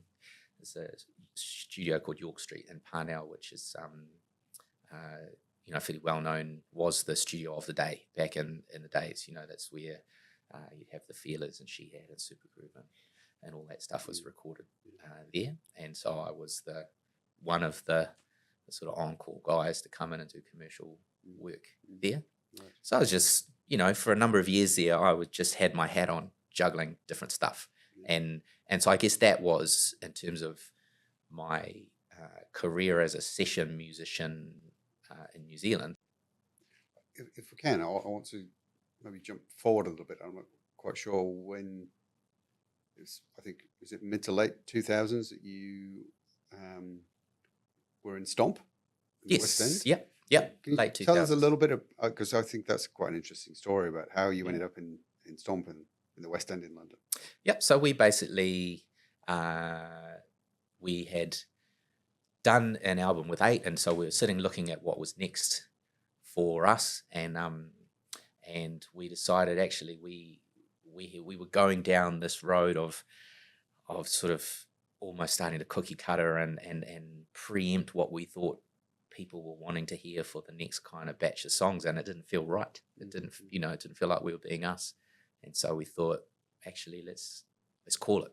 Again, this is another thing. It's like, rather than chase this commercial carrot or potential commercial success of what that could be, it was like, what creatively was it achieving what we wanted it to achieve, and no, it wasn't at that time. So we pulled the pin on that, and then my wife and I were sitting there thinking, right, what do we do now? And I was, as I say, probably was in a position where it was as good as I was going to get as far as New Zealand was concerned, and so we thought, let's try our luck in the UK. And I had a bit of a contact with through a guy called Daniel Bedingfield. I did a bit of recording with him, and so he had taken me over to do a bit of recording over there. And so I was like, okay, well, I can scout out a place for us to stay. I was there for maybe a few weeks, and so I scouted out a place for us to stay. And then through that contact, I got a gig through with a lady called Lucy Silvers, who not a lot of people will have heard of, potentially in New Zealand, but in Europe at that time, and particularly in Holland, she was like a number one artist in Holland and Spain. And so we went over to the UK with a couple of these things, sort of thinking, right, we'll just do it. We had our 18-month daughter Zoe, who's the bass player in the band now, she's 18. She was 18 months at that time. And so we kind of left with a couple of things to do, not a lot else, and just sort of turned up and we're like, right, let's go. We had a couple of friends move over at the same time, so we were sharing a house in southeast London at the time. And you know, I was quite spoiled. My very first gig in the UK and Europe was playing to sold out Heineken Music Hall with 5,000 people in Holland with Lucy Silvers. That was my first ever show in Europe. And, you know, so you're on a tour bus and you're doing this, and I'm like, well, this is pretty cool, you know? And I was just filling in. I was filling in because her drummer was amazing and was doing stuff with, I don't know, some other bands somewhere. And so that was a nice opportunity. But then, you know, it's the highs and lows of anything with music. You know, you come off a gig and then what are you going to do Tuesday through Friday? And what other money do you have coming in, you know? And so I was hustling. I was doing temp work here and there. I was driving a billboard truck advertising investment properties in Dubai around Harrods. I was doing admin work for places and all sorts of stuff. And I was doing what's called depping, where you cover for people who can't make gigs. And so I was jumping in my car and driving for 4 hours to get to the south coast of the UK to play in the middle of some country manor for someone's wedding with a band that I met that afternoon, you know. And so I had I'd built up this folder of all these songs, frantically learning all these tunes so I could just be available and be that guy and just play. So I was hustling, but it was getting, I wasn't getting any sort of real traction. You know, I had a couple of good things, but we had this run of just bad luck. I was in a 5-car pile-up on the way to a gig in Sherwood Forest. Right. You remember Centre Parks in the UK? Mm-hmm. It's a holiday place, right? Yeah. And so we were booked to play with this band who I'd not met at this point. And so and it was up in Sherwood Forest. So I was driving with the guitarist. We had all our gear in the car. It was raining. You know, we're coming out of a bit with road cones and someone just stopped and all of us. And so we had to literally get the car towed off the road, jump in a cab, go back, load all our gear into the cab, go back to our house where we were staying at the time, get his car, chuck stuff in his car, still make it to the gig 4.5 hours away or something. And so we were slightly late starting, but we made the gig. And so that had happened. And then I was at another gig in central London and I had left all my electronics. We were in a bag, you know, my custom in-ears and video camera and a little desk and some other stuff was all in this little bag. I left it on a train coming back from a gig, you know. And then something else had happened. I'd missed out on auditioning for something. I went for an audition with the Waterboys, you know, Whole of the Moon, Waterboys, you know, like iconic kind of classic act. And I knew the drummer who was playing for them. For some reason, he couldn't do this tour. And he was like, you should do this tour, you know. And I'm going, yeah, totally, I should do that tour. And so, you know, I kind of had this idea that, you know, he was kind of putting me forward for the job. And so I was going to show up. They sent me a few songs. I was going to go show up and just jam with these guys through these tunes. Actually, I turned up and I was one of like 15 drummers that were auditioning that day. I didn't realize it was quite that. I think I did pretty well, but for whatever reason, I didn't get that gig, you know. Right. So that was quite disappointing, you know. Okay, I'm back to driving the billboard truck, or I'm doing whatever I'm doing. I'm hustling, you know. Yeah. And so at the time, and actually it was also a bit weird because, and I don't know if this is exactly the time, or I might be misremembering the timing of these things, but there was also this talk of a Supergroove reunion happening. This is years later, right? Mm. And so we had been back and forth with this idea that, you know, we're all adults now. This is great. We've got this chance, you know, it's been years. Let's get the band back together and we'll do this whole thing where everybody comes back and we're going to celebrate what Supergroove was. And, you know, it was cool. And basically, for whatever reason, there was some different politics involved and it just made it meant that wasn't going to happen for me. And so at the time, I'm sitting there with a few things just going wrong, and we're running out of money at this point, and I'm thinking, right, we probably need to think about going home to New Zealand. And unbeknownst to me, my wife Michelle has signed me up quite early in the piece to audition for Stomp. Stomp was one of the West End shows, and I didn't know this, and so I got an email that said, you've registered for these auditions, and we've got these auditions happening in Brighton on these days and these days. Click here and let us know if you're coming. I'm like, what? And sure enough, my wife is like, oh yeah, that was me. And this was ages ago. She had done this. And so in my headspace, I was just like, what else is going to go wrong? At this point, I was feeling pretty low about my potential at that stage, and thinking, right, I'm going to go home with my tail between my legs. Didn't quite make it, but gave it a shot. And so I went into these auditions just thinking, fuck it, basically. I'm going to give myself a day out, because we're hustling in London. The auditions were in Brighton. I got to get on a train, go down to Brighton and do these auditions. And so that was my attitude. I was like, I'm just going to enjoy myself and have a fun day. And lo and behold, I got called back, and then I got called back again, and I got called back again, and until we were down to this group of, a handful of people. And at that time, I didn't realize the scale of it. When I turned up on the first day, there was like, it was like an X Factor or Britain's Got Talent or something. Yeah. There was literally hundreds of people there, and they'd come from all over Europe to be part of these auditions. Yeah.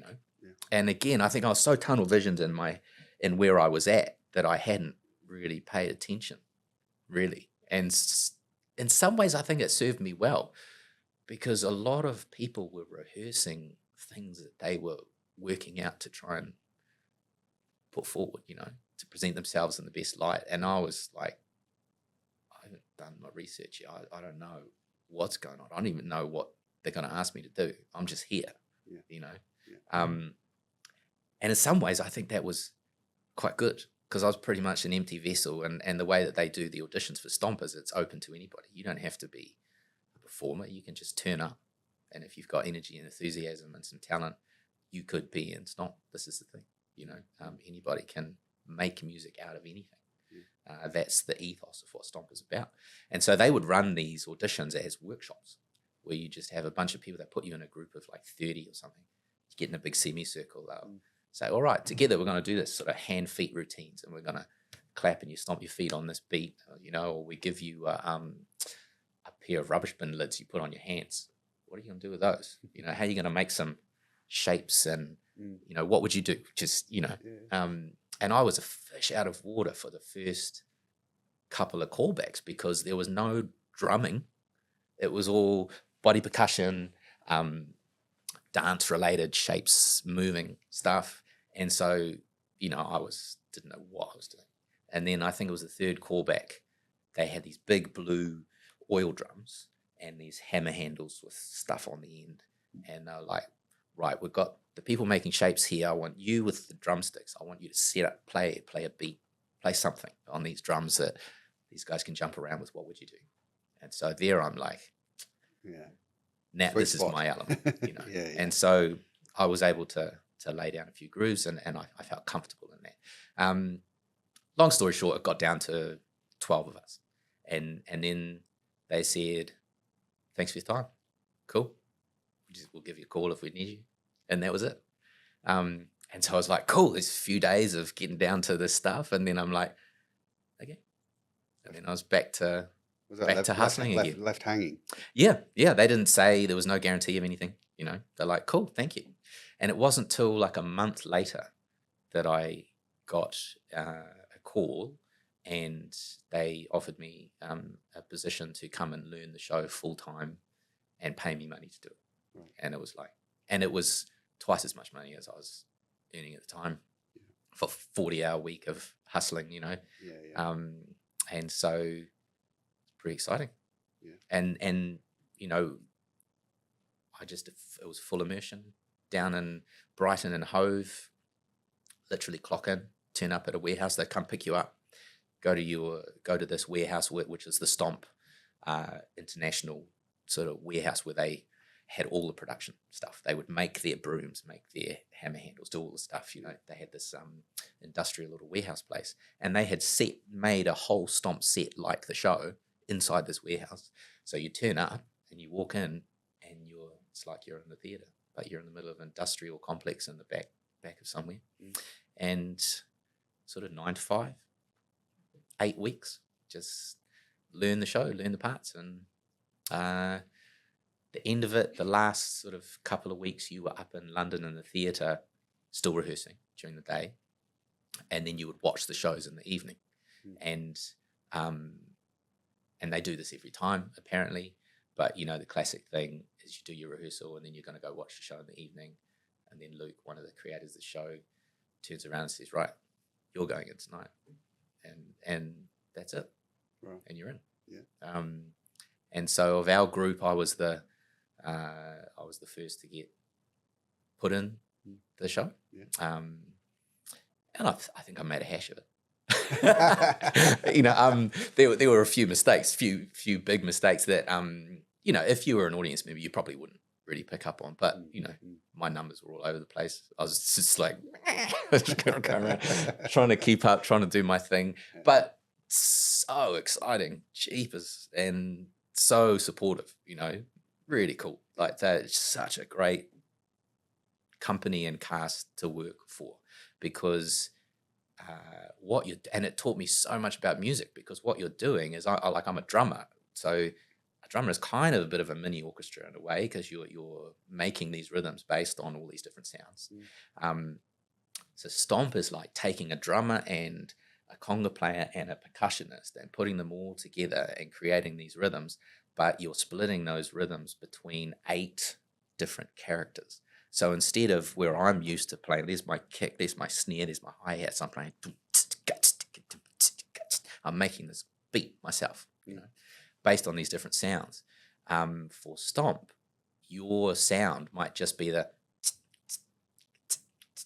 or you might be the boom, boom, and that's your part. So actually, you've got, no matter how good you think you are at that bit that you're doing, if you're not in sync with the other 7 people who are making up that groove, it's going to sound dumb, you know? Yeah.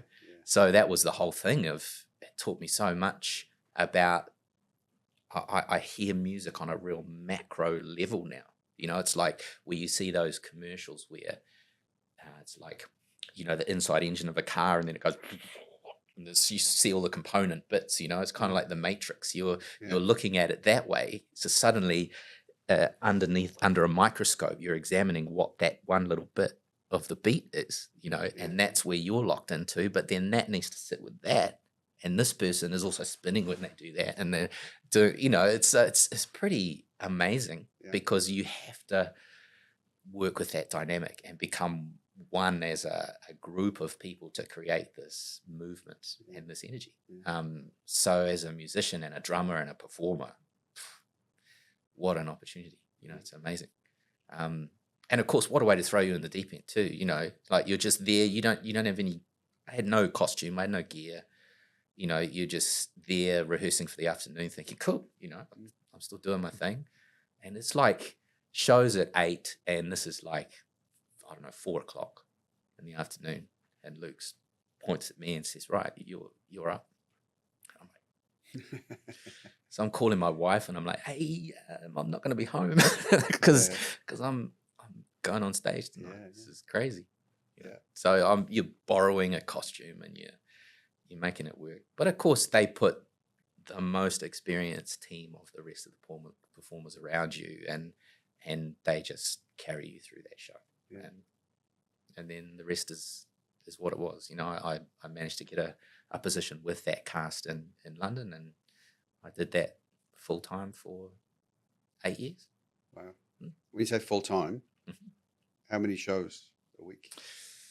There's 8 shows in a normal week. So you rotate around different roles that you have within the cast, and there's 12 members in a company. So of those 8 shows, you will usually do maybe six shows a week. If you're lucky, you'd get like a 5-show week, which is amazing because you have like an extra night off. If you're unlucky, someone's injured themselves and you do all 8 shows. And during holiday seasons, they put on extra shows, of course, because you got more people coming into the West End. And so the challenge of that, is I have a young family at this point. Every school holidays, every Christmas, every New Year, I'm doing it's 10-show weeks. You the time when they have off, I'm busy. So that was the downside of that a bit. We're kind of trading places. The kids come back from school and then I'm off to work because it's evenings and weekends. So out of 8 shows in a week, 4 of those shows are done across Saturday, Sunday. Yeah. And am I right in saying that you did a tour? I did a couple of tours. Did you come to New Zealand? Yep. So me and my mate Ian, who was another young guy who came at the same time as me, Ian Vincent, younger than me, dancer, all round legend guy, does everything. He got in at the same time I did. So there was another Kiwi sort of friend of mine that came in at that time. So we sort of put our hands up and pleaded to be on this Australasian tour. And it worked well for the company because we did a lot of the press because we were local boys. We'd come home and we could do a lot of the press stuff and that was good. So we toured Australia and New Zealand for, was it 9 weeks or something? Which was amazing. So I got to come home to New Zealand and perform at the show there, which is great. There was an iconic venue called the Civic in Auckland Theatre, and I grew up as a starry-eyed kid looking at the stars on the roof in the Civic and all the ornate decorations and stuff, and it was just a magical place because it used to be a theatre back in the days, and it was always a goal as a musician to play at the Civic, and so to come home and be able to perform and lead that show. At that point I was you have different characters in the show, and one of my principal characters was a character called Sarge, who is essentially runs the show. It's not the star of the show because it's an ensemble piece, but they are the leader of that show. They determine, they make a lot of the decisions, they determine the pacing, they're interacting with the crowd, they are essentially responsible for holding that show down. And so that obviously taught me a lot too. You're in a leadership role there, trying to pull all that together. How do you keep everybody motivated in a good way and keep the energy into all that sort of stuff. And the same principles would come through. Like you've the thing that always surprised me about the West End is they run a show with 8 shows a week. You do that in New Zealand, 2 weeks in, everybody's seen it. I never understood how a show could just run. But Stomp ran for over 25 years in London. And so, but sometimes you'd have your low days where, we were in a small auditorium that held about 400 people max, I think. And, you'd get a matinee on a Thursday afternoon during a down season, like after Christmas when everybody's back at work and everyone's spent their money, they're kind of done their holiday thing. There'd be a bit of a lull in the West End scene. And, I think the lowest amount of people we played to that we went out and there was like, and the company manager come up to us beforehand and said, like, just so you know, we've sold like 60 something tickets to the show. It's like, okay, you're in an auditorium that holds 400 and you're putting on a show and people have paid good money to see it. But that same principle I talked about with Supergroove back in the days, at that time there was more of us on stage than there was in the audience. It felt like that because we were in a room that was a hell of a lot bigger. And not only is it 60 people, but they're spread across an auditorium. So they're like in groups of 2s and 3s, and you're like, whew. And certainly as the Sarge character, you're the first one that walks out on stage. You're sweeping the floor, you kind of do this, and then there's this whole acknowledgement of looking up and discovering that people are watching, you're looking out at a whole lot of empty seats, but beforehand you get everybody together and you're like, right, this is it. When we might not get the energy we need from the audience, but we're going to find that energy within ourselves. We're going to keep our heads up. We're going to play to the back of the room, and these people are paid good money to see this show, so we're going to play like this place is full, you know. And in some ways, those shows were the most energetic because you felt like you had to over deliver to compensate for the fact that there weren't as many people, and it's almost like the audience felt that they needed to overcompensate because there weren't as many people too. So what tended to happen is the smaller crowds would make the most noise and you get the most connection because that everybody's in it to win it. Everybody's trying to create a moment and an experience. And the opposite could be true. You could go out to a packed auditorium and you've sold the show out, and but it always takes an instigator sometimes, right? And so if you get a crowd that is instinctively not sure what to do, they might not make that initial connection and noise. And so actually you could have a full packed house and it's like you're squeezing blood out of a stone to try and get that energy. You'd think it would be automatic, but it's not. You got to earn it either way. You know. Interesting. Yeah. Fantastic. So I want to ask you, Paul, because I think there might be a connection, but Stomp, I'm taking it was quite a physical role. From a fitness point of view, using your body to make music. Yeah, it's like going to the gym for 2 hours a day, really. You know, it's cool. So was there, you're now an osteopath, right? I mean, you're back in a band again, but you're an osteopath, successful practice. Was there is there a connection between what you've done all your life in the music side of things and maybe Stomp and osteopathy? How did that come about? It's a direct connection. Basically, I was on stage with Stomp, and I came into it actually reasonably late in the piece compared to a lot of the other people around me that had come in. I was in my 30s when I got that show, and so you're jumping around on stage in steel cap boots. It takes a toll on your body. So I was getting a few aches and pains, and it was like I have to manage that.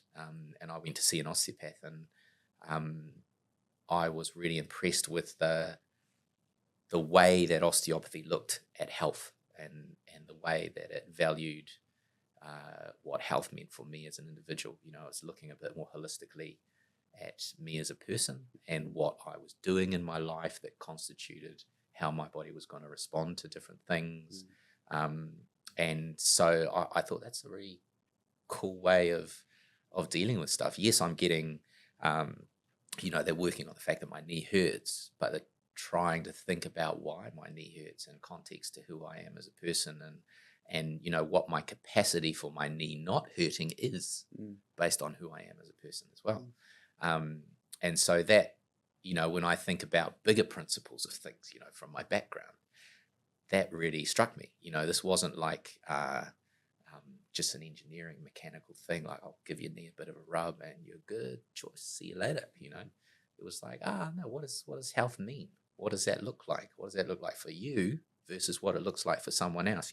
This knee is not the same knee that comes in on somebody different. There's a lot of things around that. And so I became quite fascinated with it. And because I was having to maintain myself and keep my own body working, it was like, right, what does it mean? What's that muscle called? Why does my elbow hurt when I do that? And what's that bit there? And how do I stretch that? And so it was a natural kind of progression to, I think the values and the ethos behind osteopathy attracted me. And also the mechanics of it were just relevant. It was like, how do I keep myself working on this stage? And so I was lucky because I was in a position where I say I was with Stomp full time, but full time meant, probably 20 something hours a week of doing your shows, So most of the time, like my working day would start at, you have to be on stage at 6 for a show that's at 8 o'clock in the evening, So you had a lot of time around that. And so I enrolled in osteopathy cause, and thought, let me just, I talked about it with my wife Michelle, and we thought, let's just give it a go, and we'll do the first year. If we like it, good. Yeah. We'll see what happens. Yeah. And then 5.5 years later, came out with a master's degree in osteopathy, and I was doing the show concurrently the whole time. Right. So that it got pretty busy, as you can imagine. Sort of juggling clinic hours and study and exams and running to a show and doing the stuff. It was pretty crazy. And so I have my family to thank for that, and my wife for the fact that she was essentially a solo mum while I was doing exams and stuff, because I was, I'd be in the library, then I'd be off to a show, then I'd be trying to do my clinic hours to keep up that, because you have to do something like over 2,500 hands-on clinic hours across your time. And it was pretty crazy, and there was a lot of, you're juggling a lot of plates, but we got there. Is that a pattern for Paul Russell's life? A lot of balls in the air and a lot of plates spinning, and you seem to have, even going back to the beginning, there was lots going on. You were in a band at school, and everything else was just happening around you. That's what you said. It's like you seem to manage all of that quite well. I'd like to think there's not as many plates spinning now, but other people might disagree. Because I guess I am in a band again now, and we're making new music, and we're putting that out there, and so one of my responsibilities with that is when we're not signed, we just do this all ourselves, and so I make video stuff, I manage the social media stuff, and I kind of do a lot of the admin and organizing of that sort of thing. So that takes a bit of time, and then we're creating the music, and we're writing the music, and then we're recording the music, and we're putting it out. So it's another Sounds thing. Busy. It's pretty. It is. Yeah, actually, when I with a say it like with that, a full-time practice as well. What am I doing? But I have structured my time in a way that gives me at least some shot of achieving those things. So my clinic runs from home, so we've modified our home to have a clinic space there, and so I don't have to travel anywhere. It's nice. I just go up, put my sign out in the morning. People come to me, which is nice. And it's all separate from the house, which is nice. I can walk down the hall, I walk into my clinic space, that's that hat on, and then I can go into the house, which is separate from where my patients come in, and then I'm home again, so there is a good separation from work and home life in that sense. But I work 4 days a week, so I do Tuesday to Friday in the clinic, and then Mondays is my music day. Right. So I'm either with my bandmate Bruce, and we're writing the tunes, or we're recording the stuff, or I'm making a video, or I'm doing some social stuff, or I'm trying to organize things. And so it's good, it's the elusive balance, ever elusive balance, shifting goalposts, isn't it, where you want to find that work-life balance, and I'm lucky that osteopathy for me, even though it came, it was a discovery that came out of what I was doing at the time, it's something that I'm equally passionate about now, which is, I think I'm in a fortunate category there, that I had something that I loved, and I was able to make that a career choice, and now I have something else that I also have come to love that is now my career choice. And the good thing is, and part of the motivation for pursuing osteopathy, is I was getting older and thinking, okay, my lifespan as a performer, certainly on the stage, and thinking about what life as a session musician means. As a drummer, typically that's you are in a fixed place in time doing a thing, and you get paid for that action. There's not multiple revenue streams that are coming in, passively. You need to be there, Johnny on the spot. You're either on the tour, or you're in the studio, you're doing something. And what I didn't want is to be that guy in my 50s thinking, right, I need to play that, I need to take that wedding gig or that corporate gig because this is how I make my money. And that definitely became something that, as I was going through Stomp, a few years into Stomp, I became aware that, I'm in my mid to late 30s now. What is this going to look like in 15 years? And and what am I going to look like in 15 years? And how am I going to feel, you know? And certainly I wouldn't be jumping around in the West End stage anymore. There's a limited shelf life for that. And as I say, I didn't want I didn't want to have to take the gig because I need the money. Yeah. I wanted to put myself in a position where music, which has been this thing that I love all my life, is something that I can choose to do because it fulfills a creative need for me. And I can express myself in that without feeling like I'm tied to it. And so that was really important. And so I feel lucky that I have my osteo clinic, which, you know, is a nice little practice. You know, it's just a one-man band thing, but I'm busy and I have, you know, a good regular amount of clients and patients, and I really enjoy that work. But if I wasn't doing music, and this is the thing, I would struggle, because, you know, you have to have that outlet creatively. You know, you can't just do music for all of your life and then go, okay, cool, now I don't do that anymore. I hang up my hat, hang up my boots, and I do this other thing. You know, that and too much of what we see in society kind of forces that issue a little bit. People get married, they have kids, they get a mortgage, and then suddenly all those pressures mount up, and the creative thing that you did when you were younger is no longer tenable because you're too busy trying to make ends meet and manage your family and do all that stuff. So I'm trying to find a way to do both. I'm certainly not always doing that successfully, because, you know, you talk to my kids and they'll be saying, oh, you're making a bloody video again. Midwave breaks. This is the name of my band. So my kids like mocking me for that, for the amount of time that I still give to this creative pursuit, you know. And at some point I'll probably question that myself as well, you know. But I still love it, and I love creating the music. And me and my bandmate Bruce, we decided for this project, when we got together, so we've been put our music out first in 2021, so it's not long. We're pretty young in that sense, of putting ourselves out there. But we wanted to, certainly for the first batch of songs that we had, which we were envisaging as an album at that time, wanted to record the whole thing pretty much before we presented anything to anybody. Because what we didn't want to have was the situation we had in our previous band, where we were trying to second guess some sort of commercial imperative or some idea of what people might want to hear from us. We just wanted our audience to be ourselves, you know. So we sat down and discussed it first, and we're like, what are we doing this for? And ultimately we were doing it for us. You know, we were our own audience.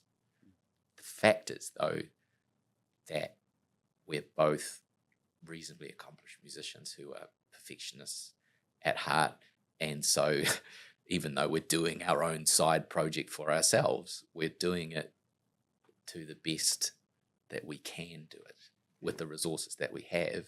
And so ultimately we end up creating something that we're really happy with, and ultimately that we think, hey, actually we like it, there's probably a bunch of other people that are gonna like it too. So we should put it out. And so that's where we're at. You know, we're just doing that piecemeal. We're just putting tunes out there and we're seeing how it resonates with people, you know. And our audience is people like us, you know. It's pretty retrospective. We're kind of, you know, we're not trying to reinvent the wheel. We kind of know where our lane is with where our songwriting is and our sound. And it's pretty retrospective, late 80s, 90s kind of stuff that we do. But oddly enough, there's a real resurgence of that kind of sound around, and whether we've just tapped into the fact that timing-wise that seems to be happening now, whether it's a byproduct of the lockdown kind of stuff, where you had all these people that had sort of put things on the back burner because their following their career pathways and doing all that stuff suddenly are sitting at home thinking, oh, I can do something creative with my time. We had all this, the lockdown gave us all a chance to readdress what it means to do what we're doing and why we're doing it. Yeah. And so, yeah, I think that for whatever reason, we're kind of tapping into that like everybody else. I think I'm just going to pick up on you said reasonably accomplished musicians. I think you're very accomplished, very well accomplished. I think, what's interesting is where you're at now, and you've been in really successful bands. You've worked with some superstars. You've been in a West End show for 8 years. You've gained a master's in osteopathy and set up your own successful practice. You're now setting up, not setting up, but now establishing Midwave Breaks as a band. You're a Hall of Famer, music Hall of Famer. That sounds pretty good. Yeah, it does, doesn't it? Right, but think about the age that you're at. What's next? Where are you going to go next? I don't know. I think now I'm probably, me doing my osteopathy degree was the furthest I had looked ahead. To embark on that, you know that it's going to be at least 5 years. To get to the end of that process. As a musician, you don't tend to look that far ahead because you're more project based. It's like I'm getting to the end of an album, I'm getting to the end of a tour. Yeah. And even with Stomp, it's kind of like a seasonal thing. You're not thinking 5 years down the track, I'm still going to be doing this. Yeah. And so I haven't. I think I'm more in a moment now of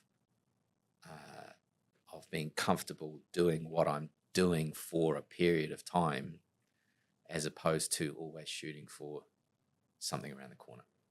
That's my life lesson, is to try and be in the moment. Right. I talk about these things like they are the thing to encapsulate, and that's the most important bit, because it's so elusive to me. And so that's why things like music and surfing are such important expressions for me, because they are the things that put me in that moment where I'm not thinking about anything except what's happening right then. Surfing is that way because, again, you're out of your element. You are constantly adjusting and in tune with the fact that you are not on your feet, and you're trying to harness something which is way bigger than yourself. And music, when you are performing or recording and trying to capture something down for posterity, you're trying to get as much out of that as you can, and you are not thinking about anything else. And so that's my greatest lesson, and anybody who knows me will attest to that my head is always, and it's interesting you asked me this, my head is usually always somewhere down the road, and I'm living my life towards some arbitrary goal, wherever that may be. And I'm interested in how people look to the world around them and the people around them. And that's what I see in people like Bono. What we do is with every guest is try and extract from the conversation some bullet points, if you like, some wisdom. Good luck with that. How long have we been talking? So I've got a job on my hands there, because there was so much within what you've spoken about, and so I really appreciate that. I appreciate you taking the time to be here, being open and sharing as much as you have.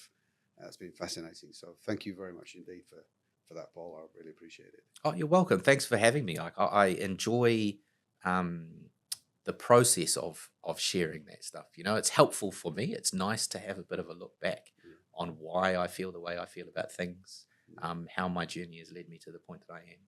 And I find the same thing with my osteopathic patients as well, that when you start talking to somebody, you realize everybody's got a story. Everybody's got something unique and interesting about their past that informs their present. And you just need to listen and be in an environment where that stuff can come out.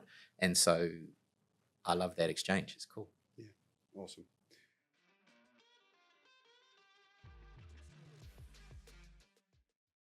I really enjoyed the interview with Paul Russell. Wasn't it great to gain some insight into what it takes to become a Music Hall of Famer? Of course, we found out that Paul is so much more than a drummer in a band. Well, in several bands, actually. But what I mean is, there are so many more facets to Paul. He really has lived a life that is a story worth retelling. One of the things I really like about Paul is you wouldn't know what he's done unless you accidentally happen to strike up the right conversation and some of his stories slip out. He's such a nice guy, down to earth and unassuming. I really enjoyed listening to his story and the valuable insights and wisdom he shared with us. And I know there'll be many more chapters to come. On that note, this segment of the podcast is about wisdom worth sharing. At the end of every interview, I'll look back as part of the editing process and discover some of the gems that came out in the conversation and summarize them here.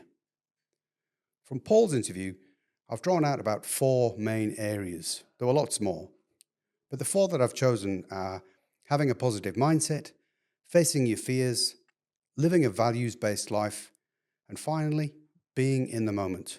Early in the interview, Paul talked about learning to surf at a relatively old age, for surfing that is, 19 or 20 he was. And this is something he's still enjoying today, but his reason for learning to surf was about facing his fears. And the way he chose to conquer his fear of both waves and sharks was to do something that would require him to become more than comfortable with both, surfing. When I asked why wouldn't he just avoid a sport that required more of him than any other to be exposed to sharks and waves, his response was that he saw it as a challenge, to be out of his element and to be at the mercy of the elements, and harnessing those to create a moment. Paul described looking ahead and visualizing what it would be like on the other side if he achieved this, gaining the composure to overcome the challenge. This seemed to be a theme in Paul's life. There's a label for this: equanimity, being calm and composed in difficult situations. Gaining composure and looking ahead to what might be on the other side has helped Paul deal with many scenarios that may have otherwise caused him to go off course. From performing in front of a small crowd, a smaller number than the band members on stage in the very early days, to very large crowds as a member of Supergroove, through to coping with things not going quite so well overseas and going for roles like he did in Stomp. Remaining equanimous has served Paul well, and I think there is a lesson there for all of us too. What was abundantly clear in the story of Paul's life's work was that he lives by his values, and this was no more evident in his decision to leave Supergroove. It would be a difficult decision for anyone, but at the age of 19 and without his parents around at that time, Paul had to make this difficult decision by himself. Yes, he sought the input of 1 or 2 others he felt he could talk to, but essentially it came down to his values, and at that time, if he'd have stayed with the band, he would have been going against his values. I can't overstate how amazing I think this story is, and how much I admire Paul for sticking to his guns, as he called it. That would be a massive decision for anyone, and his ability to, again, remain composed and deal with what's in front of him whilst thinking about how he would feel in the future if he didn't continue to live by his values is remarkable. It speaks to the character of Paul. Now, what was also interesting is that he was happy to state that his values changed over time, and that if he happened to make that decision now, it might have been a different decision. I think this is important. Our values are something we should live to, but not be a slave to. As we grow older and wiser and things change, we change too. Our values should serve us, enable us to be the best that we can be in any given moment, as Paul said. However, we shouldn't feel that once we have values in place and we've made decisions based on these values, that's it, we're stuck with them. Again, I think this demonstrates Paul's ability to understand how things work. One final piece of wisdom that came from Paul's interview, and this was something Paul had recognized he needed to work on, was the ability to live in the moment and to do so more. What was interesting for me was that there's a dichotomy between Paul being able to visualize the future in order to get through a challenge, tempered with the need to spend more time in the now. And both are necessary. They've been necessary for Paul. He faced his fears and his challenges, and at the same time needed to be in the moment to be, as he stated, at his best self in that space, whether that was creating music or creating a moment in amongst the elements while surfing. I wonder if there's a connection between this and his current band's name, Midwave Breaks. After giving this some thought, what I took from this is the need to create good balance between being in the here and now, enjoying what's happening, being present, with the ability to look ahead and see where we're going, and to imagine what it might be like on the other side. I hope you've enjoyed listening to Paul's story as much as I did, and hopefully you've been able to take something away that maybe you can apply in some aspect to your life, work, and legacy. Use it. Don't sit on it. Share it with others. Sharing is like teaching. It helps it cement things in our mind and helps us to commit to change, which is always required if we want to enhance our life's work. I wish you well for the future. I hope you are happy, safe, and successful in all that you do. And remember, live a life that is a story worth retelling. I'm Steve Worsley, and I look forward to seeing you next time on Life's Work, the podcast all about wisdom worth sharing.